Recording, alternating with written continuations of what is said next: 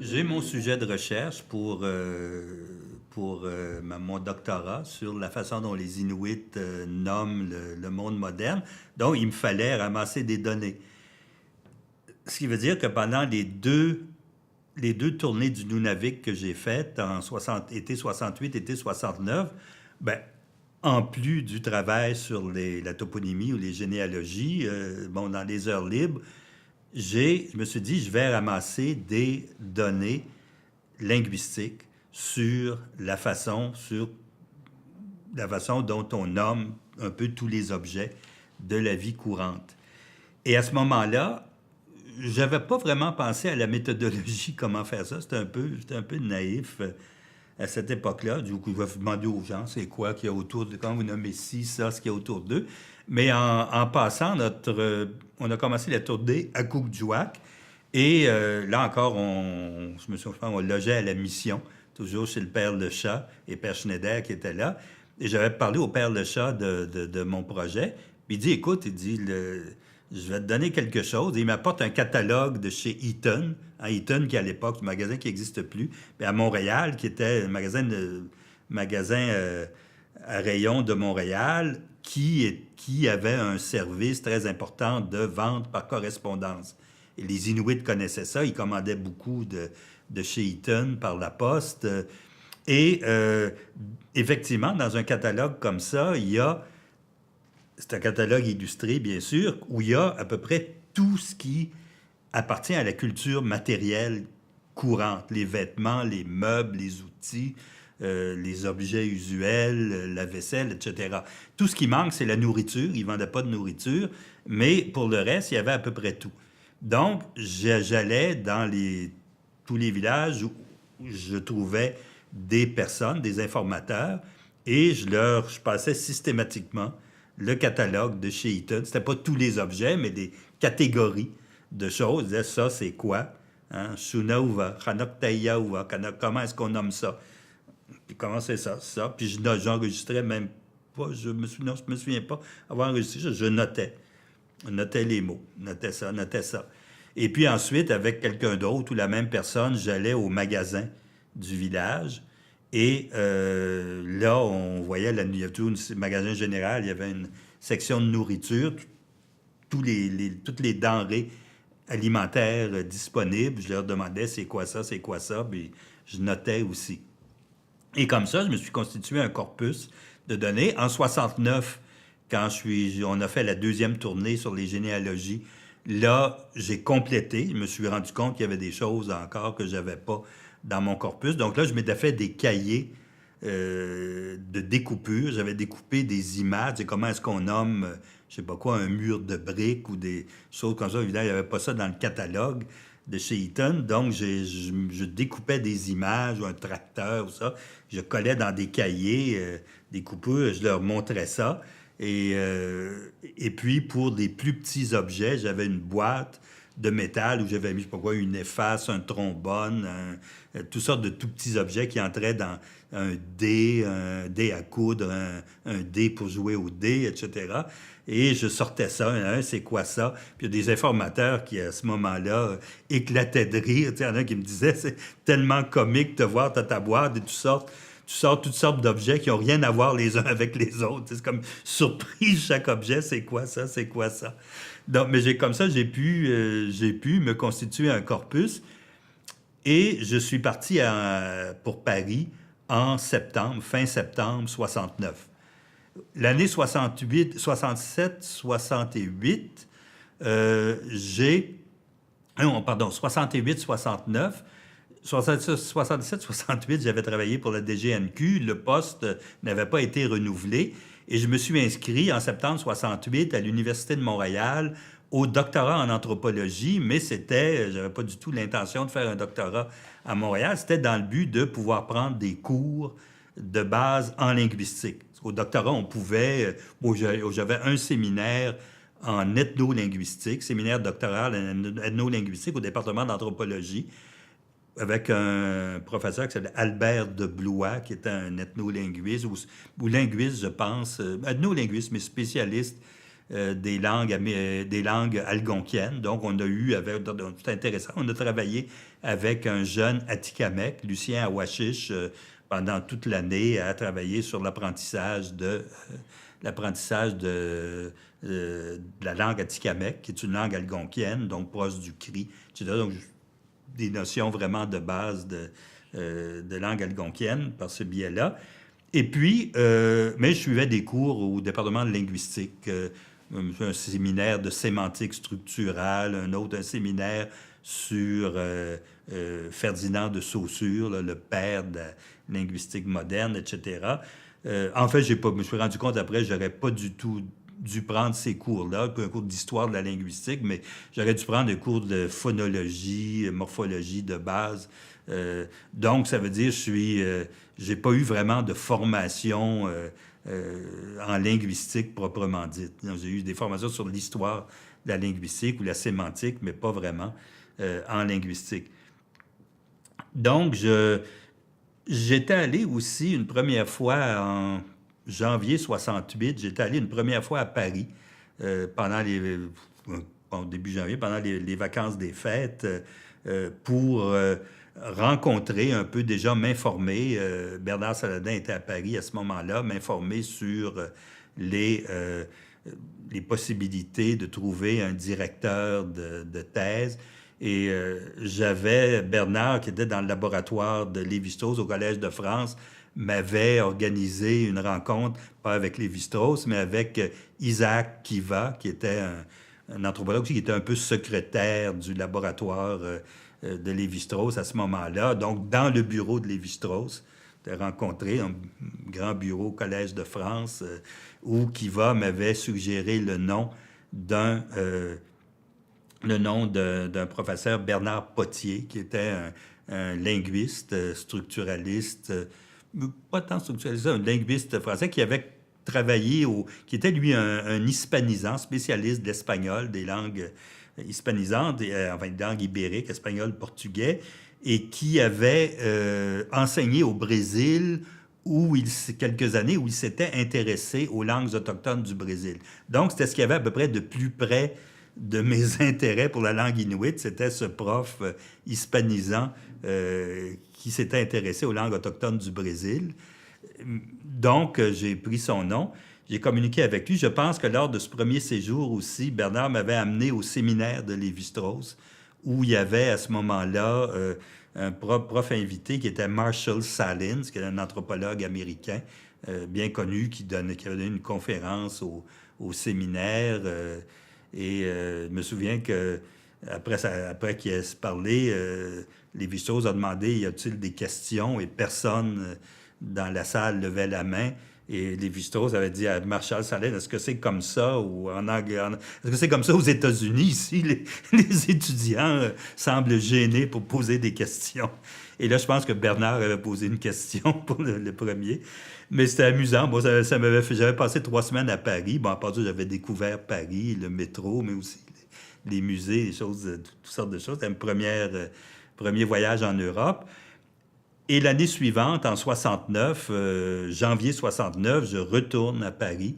Et là, j'avais communiqué avec Bernard Potier. Donc, j'ai rencontré Bernard Potier pour lui présenter mon projet. Puis il m'a dit, OK, j'accepte de vous prendre comme directeur. Je peux devenir votre directeur de thèse. Donc, j'arrive à Paris en septembre, au début août. J'ai pris le bateau pour traverser. Je me suis dit, c'est probablement la seule occasion de ma vie où j'ai le temps de traverser l'Atlantique en bateau, une semaine. Et c'était derrière, heureusement, parce qu'après ça, 1 an ou 2 plus tard, il n'y a plus eu de service de bateau, de navire, de transatlantique entre l'Amérique du Nord et l'Europe. Et c'était le dernier qui faisait ça, c'était un bateau russe qui faisait Montréal, Le Havre, Londres, Copenhague, Saint-Pétersbourg, ou Leningrad à l'époque. Donc, j'avais pris jusqu'au Havre, descendu au Havre. Et je vais, en arrivant à Paris, j'ai loué une chambre, je m'étais arrangé chez les parents. Bernard Saladin m'avait dit, écoute, mes parents ont une grande maison, nous étions 8 enfants qui maintenant ont tous quitté la maison. Je pense qu'il y avait encore un jeune frère qui avait mon âge, j'avais 24 ans à l'époque, qui était encore là, mais il était sur le point de quitter, mais tous les autres étaient partis. Donc, les parents louaient, c'était une grande maison dans le 17e arrondissement. Les 2 derniers étages, ils avaient, je pense, 4 chambres par étage qu'ils louaient à des étudiants ou à d'autres jeunes. Et il y avait une cuisine sur chaque étage, etc., avec salle, toilette et puis douche dans la cuisine. Et donc, j'ai loué une chambre là-bas, chez les parents de Bernard Saladin. Et il s'est adonné un type que j'avais rencontré en 68, un linguiste qui s'appelait Dermot Collis, qui était lui aussi un spécialiste, mais qui était plus âgé que moi, même plus âgé que Bernard Saladin, je pense, mais qui était venu à cette heure à la linguistique, qui lui aussi avait commencé un doctorat à Paris sur la langue inuit, lui sur le groenlandais. C'était un type d'origine irlandaise, mais qui avait été longtemps au Canada, qui était devenu citoyen canadien. Et lui, il louait une chambre sur le même étage que moi. Donc, ça faisait un peu... Et Bernard, qui habitait pas très loin, dans la même rue. Donc, on avait un petit groupe là, d'études inuites à Paris. Et je vais pour m'inscrire... Je me suis inscrit, on m'a conseillé de m'inscrire à l'École pratique des hautes études. Et l'École pratique des hautes études, c'est une institution où, pour faciliter justement l'accès aux études de 2e, 3e cycle, c'était comme ça à l'époque, aux gens qui n'ont pas fait d'études de premier cycle, qui viennent aux études sur le tard, ou à des étrangers qui viennent de systèmes universitaires qui ne sont pas les mêmes que ceux de France. Et ce qui était important pour être admis à l'École des hautes études, c'est qu'un directeur, un professeur agréé auprès de l'école accepte de nous diriger. C'est ça qui faisait foi du sérieux du projet. Donc, quand je suis allé pour m'inscrire là, je suis allé à l'Université de Montréal, il y a, comme c'est toujours le cas dans les universités ici ou ailleurs, il faut remplir une demande d'admission avec toutes sortes de documents, etc. Là, j'arrive aux hautes études, je dis, je viens m'inscrire. Il dit, voilà, aucun problème. La madame ouvre un grand cahier où il y avait écrit à la main, elle dit, vous écrivez votre nom, le nom de votre directeur, le sujet de votre thèse, et vous êtes inscrit. Mais je dis, oui, mais vous ne demandez pas de copie des diplômes. Écoutez, si vous avez une copie de votre diplôme, m'inscrire au 3e cycle, doctorat, si vous avez une copie de votre diplôme de maîtrise, apportez-la, on va regarder ça. Mais sinon, si vous n'en avez pas, ça fait l'affaire quand même, pas de problème. Donc, moi, j'ai dit, est-ce qu'il y a une scolarité à suivre? Elle dit, non, vous suivez ce que vous voulez. Faites ce que vous voulez. Donc, moi, je suis allé voir mon directeur, Bernard Padu, il dit, écoutez, est-ce qu'il y a une scolarité? Il dit non. Il dit, moi, j'ai mon séminaire une fois par semaine à tel endroit, à la Sorbonne, à telle heure.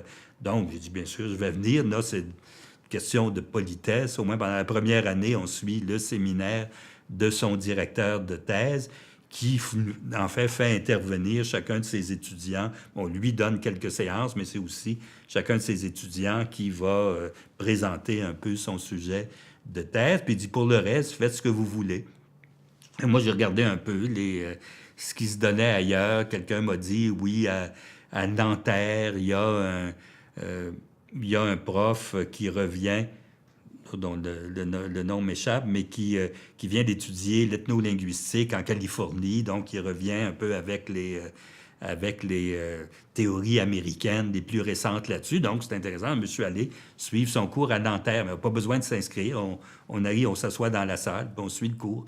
Et il n'y a pas d'examen non plus en fin de trimestre. Et un autre, je voyais, il y avait un séminaire donné par André Martinet, qui est un des vieux spécialistes, vieux linguistes français qui est décédé depuis longtemps, qui avait énormément publié, très connu. Et je vais aller suivre le séminaire de Martinet, qui était intéressant, une espèce d'introduction générale à la linguistique. Et tout ça. Donc, j'ai suivi un certain nombre comme ça cours et de séminaires, mais ça me laissait beaucoup de temps libre. J'avais déjà toutes mes données, j'avais apporté toutes mes données linguistiques, donc il me restait à trouver une méthode d'analyse de ces données-là et rédiger ma thèse. Donc, les 2 ans, j'ai passé en fait 2 ans et demi à Paris.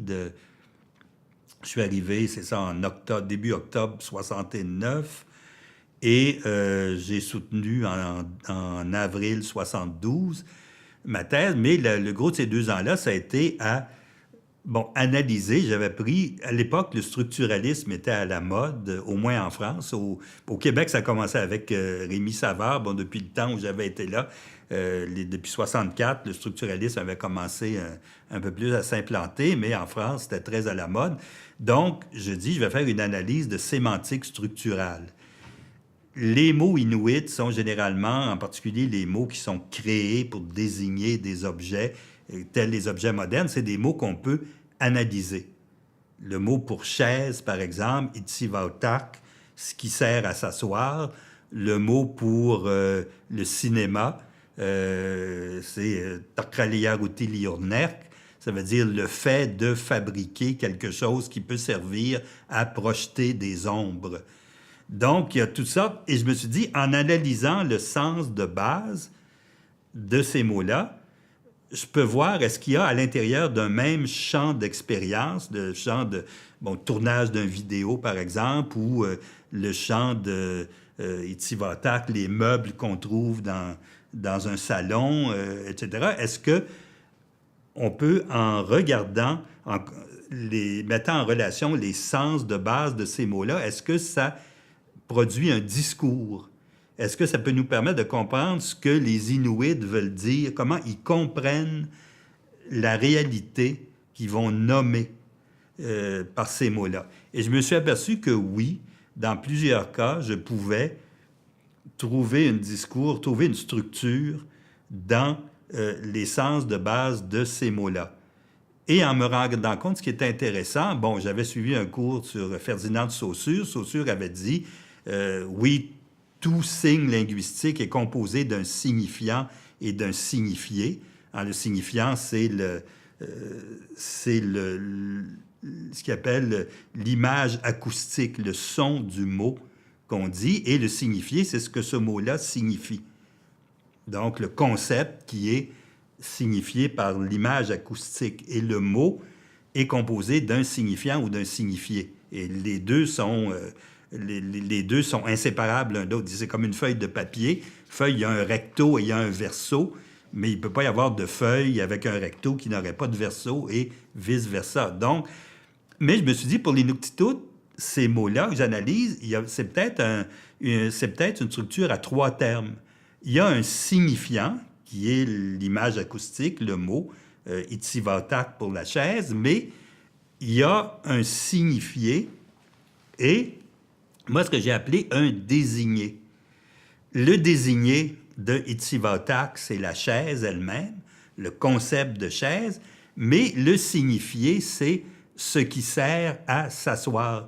C'est la façon dont on comprend cet objet-là, ce concept-là. Pourquoi est-ce qu'on nomme comme ça? C'est parce qu'il sert à s'asseoir. Donc, s'il y a un objet qui sert à s'asseoir, c'est parce que dans la compréhension que le locuteur va avoir des meubles, par exemple, mais il va y avoir d'autres objets qui vont servir à d'autres choses. La table, par exemple, la table, on va l'appeler « ça », ça veut dire ce qui est devant nous. Donc, la table, c'est une autre façon, ce que j'appelais des modes de désignation, une autre façon de désigner, mais c'est par sa position par rapport à d'autres meubles. Le lit, idlirk, mais là, on reprend le nom de la plateforme traditionnelle dans l'igloo ou dans la tente où les gens dormaient ou s'assoyaient sur une même plateforme. Donc, quand on a eu des lits à l'occidental, ça dépend des dialectes, mais dans l'est du Nunavut, à Kwartak, on appelait idlirk. Par contre, dans d'autres... je pense que dans l'ouest du Nunavik, Puvirnituk, etc., on appelle le lit Sinibvik, là où on dort. Donc, là, c'est intéressant, parce qu'on a itsivaotak, ce qui sert à s'asseoir, la chaise, Sinibvik, là où on dort, le lit, et puis d'autres meubles qui étaient désignés chacun par sa fonction. Donc, j'ai travaillé là-dessus pendant 2 ans et j'ai pu écrire un doctorat qui était en fait en 2 volumes. Le premier volume, c'était ce que j'appelais un lexique analytique du vocabulaire moderne, où là, j'avais tous mes mots. J'avais 2000 et quelques mots dans mon corpus, où chacun des mots, je l'analysais pour retrouver le sens de base ou voir s'il s'agissait d'un mot comme idlirk, du vocabulaire traditionnel dont on étendait le sens, qui s'appliquait aussi à un objet moderne, ou dans quelques rares cas, peut-être 4 ou 5 du corpus, des emprunts à une autre langue. Bon, à l'anglais, dans la presque totalité des cas, des mots empruntés comme tea, le thé, ou capi, café, bon, d'emprunter à l'anglais. Donc, premier volume, c'était ce lexique analytique avec des mots, puis j'indiquais pour chaque mot dans quel village du Nunavik et du Labrador. J'avais fait un petit séjour au Labrador en automne 68, en fait, Happy Valley, Goose Bay, là, le causerie du Labrador, où il y avait à peu près 150 Inuits qui vivaient. J'ai recueilli aussi un corpus au Labrador. Et à ce moment-là, je donnais, bon, tel mot est utilisé dans tel village, on le décompose de telle façon et ça veut dire telle chose. Et à ce moment-là, le deuxième volume, là, de la thèse, c'était l'analyse structurale du contenu, où là, je faisais mon analyse dans différents champs d'expérience des rapports entre les signifiés, donc le sens de base de chacun des mots qui s'appliquaient à utiliser dans ce champ d'expérience-là. Mais tout ça, ça me laissait du temps. Hein. Je rédigeais ma thèse, mais souvent, je pouvais travailler le matin, l'avant-midi, puis l'après-midi, c'était libre, les soirées étaient libres. Donc, j'ai mené une très belle vie à Paris, j'avais de l'argent. Donc, j'ai découvert, en fait, la vie culturelle. À cette époque-là, Montréal, pas grand vie... Enfin, il y avait une vie culturelle, mais côté de Paris, ça n'avait rien à voir. Donc, à Paris, j'allais voir des pièces de théâtre, des cinémas, visiter les musées, les expositions. Découverte aussi d'un milieu international, des étudiants. Il y avait toutes sortes, je rencontrais toutes sortes d'étudiants de toutes sortes de pays, en particulier dans le cadre des voyages que je faisais. Un organisme... à Paris, il y avait 2 organismes, un qui s'appelle peut-être encore le CRUS, qui, je me souviens plus, qui organisait, lui, des activités pour étudiants, français et étrangers, mais c'était surtout des étrangers. Les Français, bon, ils avaient leur propre réseau, mais des sorties, des petits voyages en France, soirées à l'opéra, dans le dernier balcon en haut où on voit rien, mais au moins ça coûtait pas cher. Et puis un autre organisme, l'OTU, l'Organisation du tourisme universitaire, qui, eux, organisaient des voyages à l'étranger pour étudiants. Comme c'était des organismes subventionnés par le gouvernement français, ça coûtait pas cher. Je me souviens, j'ai fait un voyage, c'est quand l'été 71, je suis allé 2 semaines en Italie pour à peu près 200 et quelques dollars, donc, 1250 francs, tout compris. Bon, il fallait payer le train jusqu'à Rome, mais de là, et déplacement en autobus, les hôtels, les repas, les visites, les guides, tout était compris. Je suis allé aux vacances de Noël 70-71, Moscou et Leningrad avec l'OTU, aller Pâques 71 en Andalousie, dans le sud d'Espagne, voir les processions de pénitents avec les chapeaux pointus, puis bon, assez impressionnant. Et puis, l'été 71, 2 semaines en Italie, toujours avec l'OTU, où là, on y reviendra peut-être dans un autre chapitre, où j'ai fait une rencontre, une autre étudiante vietnamienne qui était à Paris et qui est devenue ma femme, qui ensuite m'a suivi à Montréal. Donc, les voyages de l'OTU avaient quand même toutes sortes d'avantages autres que le tourisme. Et à ce moment-là, donc, j'ai mené cette vie à Paris. Paris, à l'époque, c'était 69-70. Il y avait eu mai 68. Il y avait encore des séquelles de mai 68. Il y avait encore des mouvements étudiants qui se passaient. Je me souviens, c'était aussi des mouvements contre la guerre du Vietnam. Je me souviens être allé avec, justement, Dermot Collis, linguiste, mais par curiosité, on va aller voir ce que c'est qu'une manifestation. On est sorti d'une bouche de métro au milieu de la manifestation contre la guerre du Vietnam. et avec des flics, des policiers qui étaient là. Ce pauvre Dermotte qui commençait à être chauve a reçu un coup de matraque sur la tête. Ils nous ont, moi, heureusement, j'ai rien reçu, ils nous ont repoussés à l'intérieur de la bouche de métro. On est rentré chez nous immédiatement. Et bon, mais une fois que j'étais à Nanterre, il y avait eu aussi une manifestation et la police avait attaqué et avait lancé des gaz lacrymogènes. Et heureusement, j'avais dû sortir. Il y avait une sortie à l'arrière de l'immeuble universitaire. Je n'avais pu sortir par l'arrière, mais les policiers avaient plus ou moins bousillé ma mobilette qui était dans le parking. J'avais une charge policière à travers le parking des mobilettes en renversant tout. Et j'ai dû, rentrer de Nanterre au 17e arrondissement, de 2 heures de marche, quelques kilomètres, en poussant ma mobilette pour l'amener, là, que j'ai pu heureusement faire réparer. Donc, c'est un peu cette vie à Paris, mais qui m'a permis finalement de déposer et de soutenir en 72 ma thèse de doctorat.